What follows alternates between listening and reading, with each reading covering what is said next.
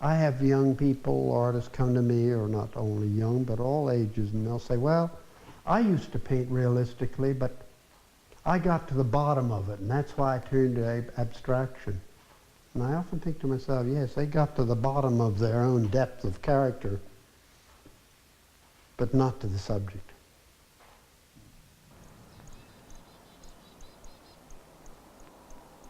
Andrew Wyeth has been painting for over 50 years, but he works in only two places. Here in Maine, this is his summer home, and in Chadds Ford, Pennsylvania, where he was born. His pictures are amongst the most popular in America and command some of the highest prices. And yet the people and places he chooses to paint are usually deeply personal. Her room is his wife Betsy's sitting room, and the painting grew out of Wyeth's anxiety about his son making a solo boat trip upriver. It was painted 17 years ago, and yet one of Wyeth's latest paintings is set in the next door room. The Wyeths use it as a dining room, but it's an old schoolhouse which they moved from another part of Maine. It's a sparsely furnished room, but full of textures. The painting is realistic in tone, but it manages to convey many Wyeth obsessions. There's a strong suggestion of people, although there are none in the painting, and a sense of mystery and even witchcraft. It's called Witching Hour. In its restraint and understatement, it's typical of many of Wyeth's greatest works.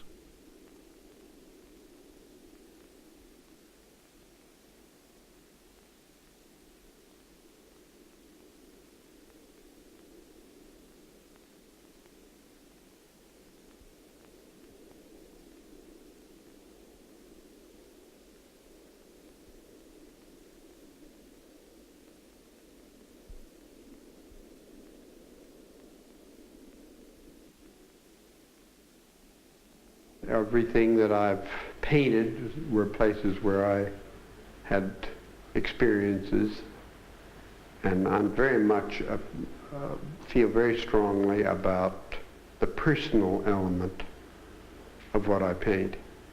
I think that's really the whole quality of my work, to go deeper into something that I know intimately throughout my whole life and try to pull it out.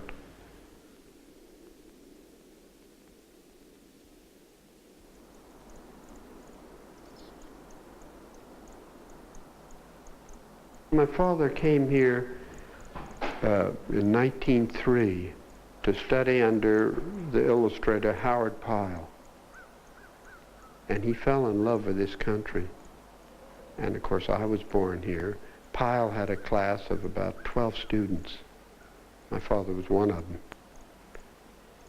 And they call it the Brandywine School. It's actually the Howard Pyle School, really. It was an illustrator's haven here. My father did the classics, Stevenson and James Fenimore Cooper. And that's very remarkable father in that he believed that he knew I was going to be a painter or an artist or an illustrator. He wasn't certain, but he often said, it's so important for a child that is going to be creative to have a life alone. That's why he was against college education for a painter. After all, you gain all your experience you may spend the rest of your life on between the age of, say, 6 and 18. And I certainly did. Still to this day with me, Christmas has a strange aura. For instance, our stockings, which we hung on the end of the post of our beds, we were made to go to bed early, my brothers and sisters. And it was a terrifying experience because old Chris, as we called him, St. Nicholas, was to me a terrifying man. He was a big man. I saw him several times, which was my father dressed up. And I remember when I was about 8 years old, 7 years old, lying in bed, I couldn't get to sleep. And all of a sudden I heard footsteps on the stairs, and this figure came in in white fur with little lights blinking on and off. And I could hear it, and I crawled under the covers, and I could hear him filling the stocking. And there was sort of bells as he walked down the stairs. And I was terrified, to the point that I wet the bed.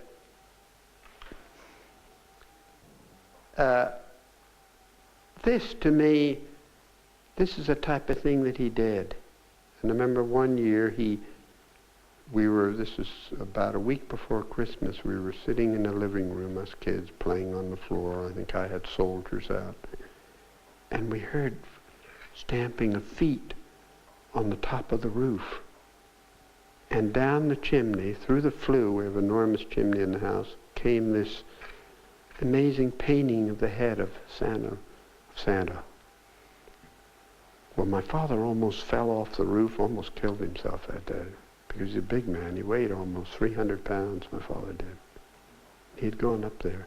I just tell you that story, how he believed in exciting our imaginations.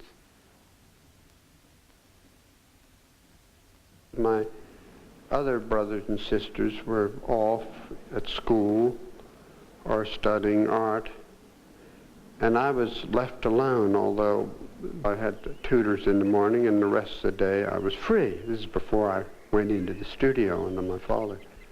So I wandered these hills and these woods and the brooks and the country and really got to know it intimately. I made up my own stories of what was happening around me. These hills became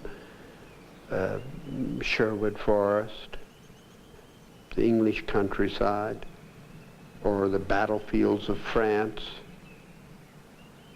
All these imaginary things floated through my mind.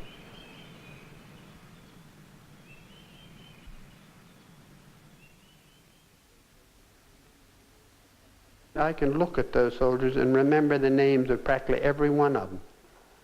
I much preferred to play with them by myself, make up my own stories.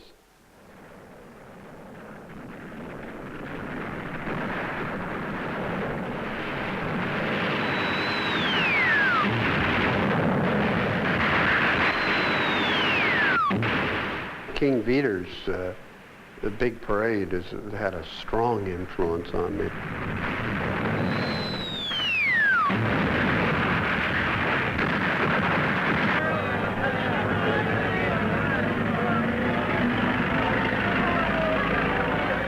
It's interesting that the part that impressed me as a child still holds. The scenes of him leaving by truck and going to the front, that French girl trying to find him in the crowd, and the motion of the trucks and the gun carriages going and her figure there.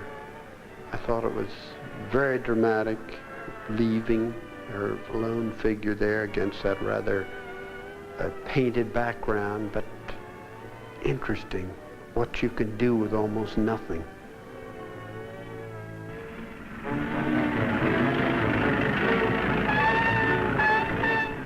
Long line of trucks, and it was leaving to the front.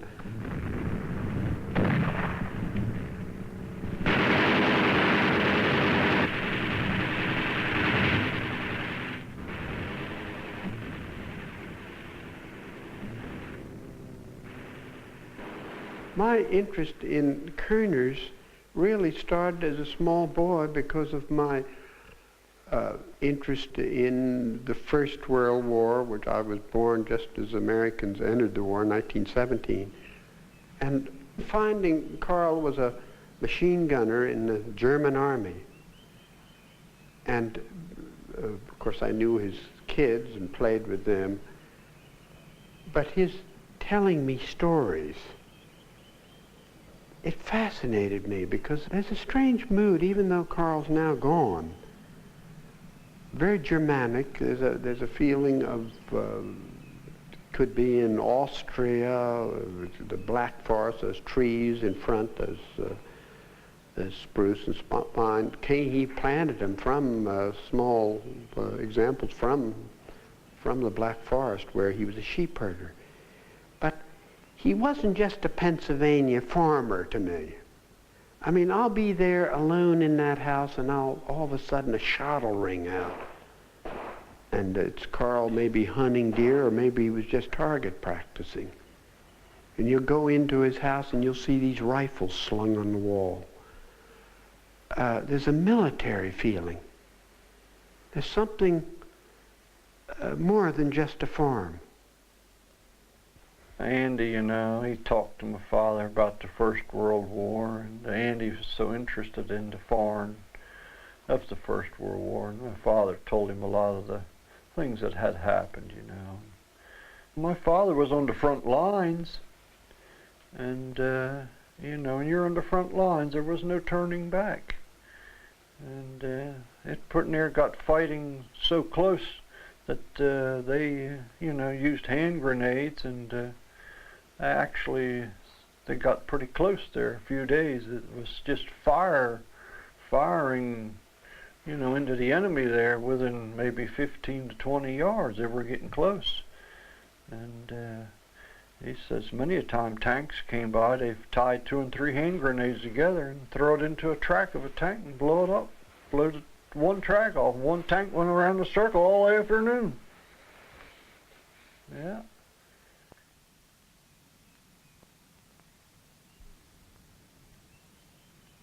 To be in that house alone, and the marvelous rich smell of sausage cooking permeated the air. The hooks, well, they're mainly for smoked hams, or farmers make their own sausage. They smoke them in the chimney, and then they hang them there and season them, let the fat dry off of them, and we'd make all kinds of meat, you know.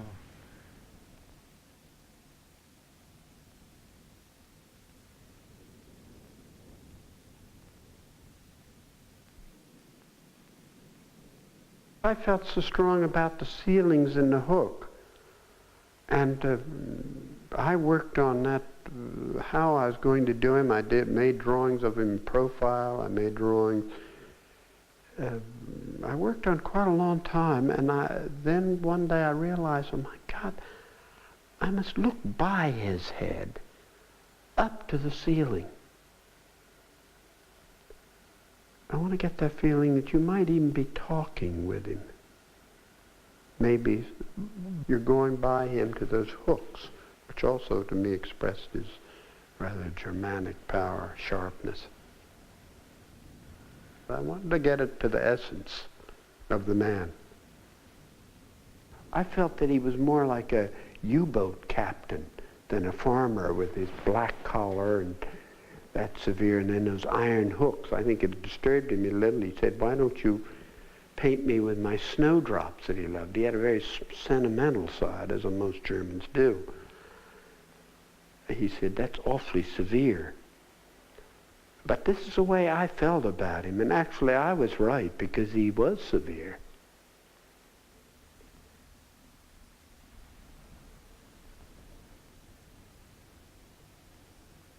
That was a courageous picture. That was that picture, and you look at my father. It's he's putting there, and you're looking at him. You think he's alive. It was something. I learned a lot by that painting. I hadn't done any portraits up to that time, and I lost my father in an accident right near where Kerner's lived.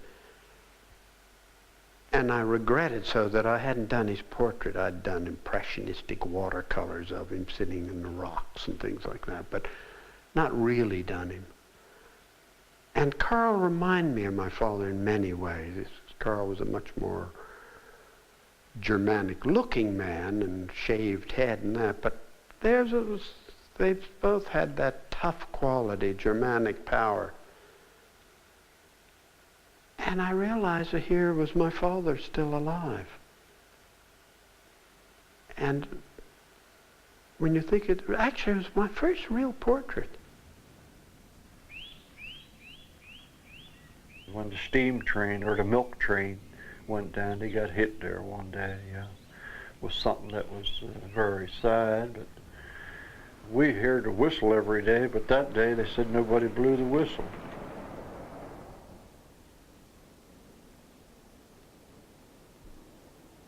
I think that it changed me from just painting pictures into painting a reality with an edge, with a meaning. His death really gave me a meaning to paint. It's a strange thing. I knew he meant a great deal to me, and we had a marvelous time together, and he was terrific, not just as a father, but as someone to talk to, you know. And I think having him taken away so quickly and abruptly, it really jolted me. And there's quite a change if you look at my work from then on. Up to that time, I did many watercolors, which are very brilliant in color and flashy, dramatic, and full of a lot of swish. And then, when you look at those, and then all of a sudden look at the portrait of Carl, I think you have to have a reason in a creative painting to doing a thing. And his death gave me a terrific reason.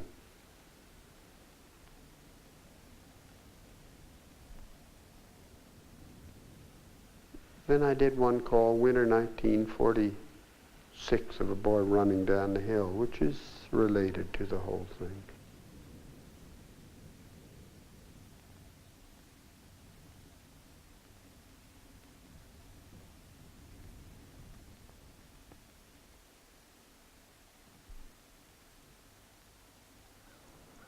See, I aimed to stay around that location of where he was killed.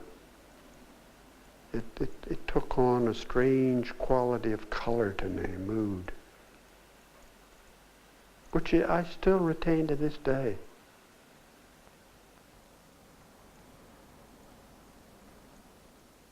And I think that if you look at the paintings of Kerner's of mine, you'll begin to sense that it's not a quaint farm where they work in the garden and they milk their cows. When they slaughter a pig, it's brutal. And I was attracted by this.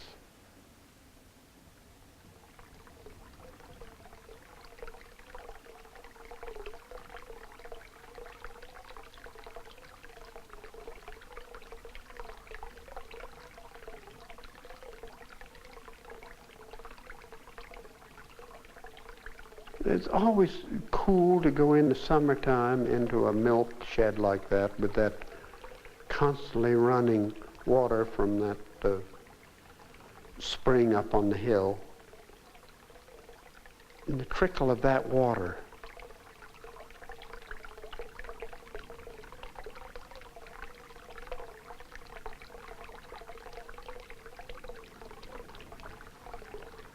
There's something awfully brutal about the thing, although it's a charming farm interior. But to me, there's something else there that fascinated me. And then the snow on the distant hills, the cattle out in the courtyard.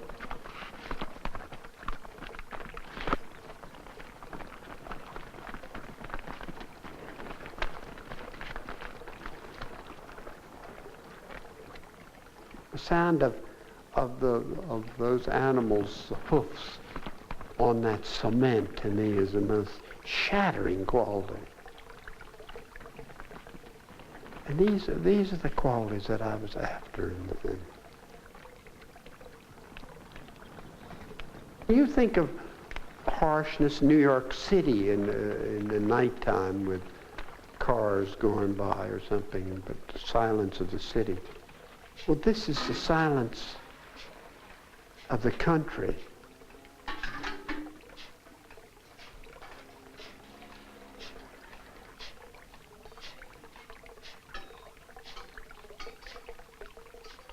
I thought that's some of the best painting in it, I think, the cup, that almost transparent feeling. You notice the cup is still there, isn't it?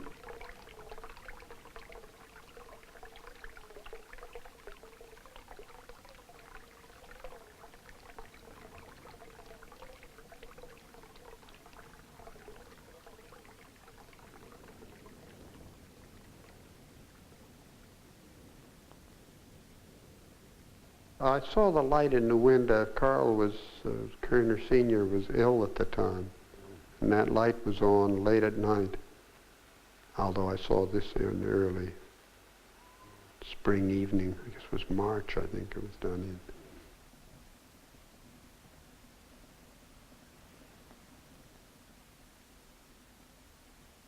If you notice in the watercolor, there's little buds coming out on the trees just before it breaks.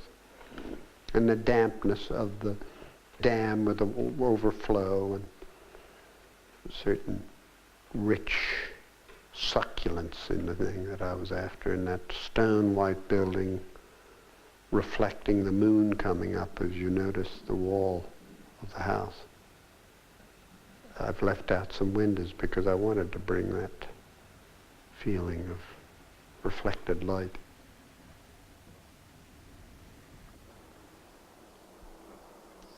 She's one that don't bother anybody, my mother, you know. She's a person that's coming into a new country wasn't that easy, you know. Mother speaking German, couldn't speak English, but she was fortunate. Her brother came over, but still she was homesick to go back. She settled pretty good. She has her good days and bad days too, you know. There's certain days won't let people come in. She's not feeling well.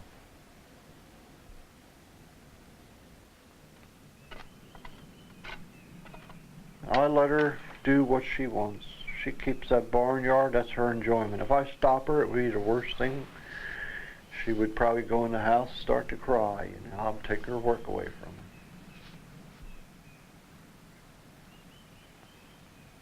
She cooks pretty good. She knows that's her main chore and learned that from the old country, and she does that very well. I saw her there, and I made some drawings of her, just little rough sketches, and then I walked up on the hill, walking home, and I sat up there and I began to think of that kitchen way down below in that place. And that's when I began to dream about what I wanted. I wanted you to feel the enclosure of the building and yet the country outside. Carl was off at a farm sale, but there was his place set.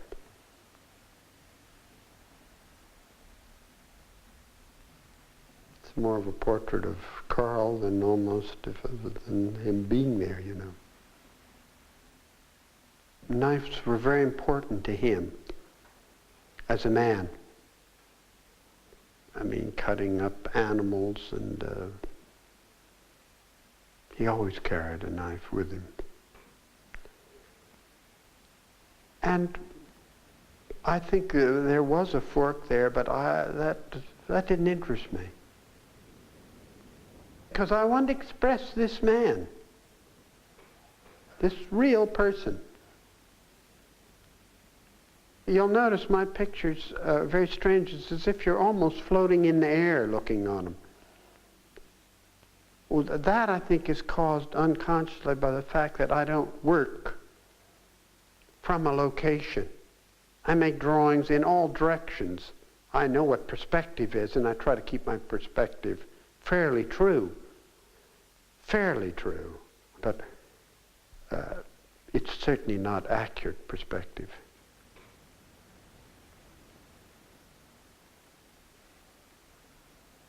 I think I worked on it for about 5 months, that painting. The table wasn't in it in the beginning. There was a dog. His German Shepherd dog was down in the corner. Mrs. Kerner was in it for a while. Great transition, that picture. The log outside of the window with that tooth like the fangs of the dog really became the dog so that I could eliminate the dog. I realized that I was overtelling my story, because there were the sharp teeth of that German Shepherd. And then the sunspot. The day I put that in, hitting on the side of the wall, really did the trick.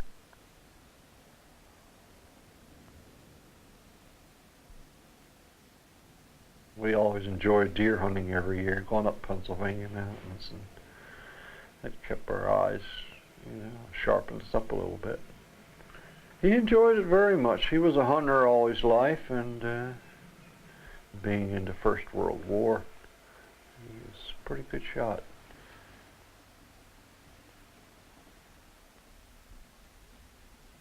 I'd worked on his figure in that for, well, actually a year and a half. I kept going back and working on it. And then I thought, well, I'll put these trophies, because that's the room I did it in. And one day Mrs. Kerner came up, Anna Kerner came up and said, in German I could understand, she said, "Why didn't you come for dinner? I called you." And she looked at him severely. And he spoke back in very harsh terms. And I thought, oh my God, there it is. That's a whole portrait of their life, with his rifle aiming right toward her, blow her head off. And I'd already painted in a moose head, which was lousy, didn't work. So I sanded it off, which became part of the wall, as you notice. And she posed for me. I was there at the right moment. Imagine if I hadn't been there. Don't you see how important it is to be in a surrounding and breathe it? And then it happens, if you're lucky and you're perceptive enough to catch it. I mean, what would Moose's head done in the picture? Nothing.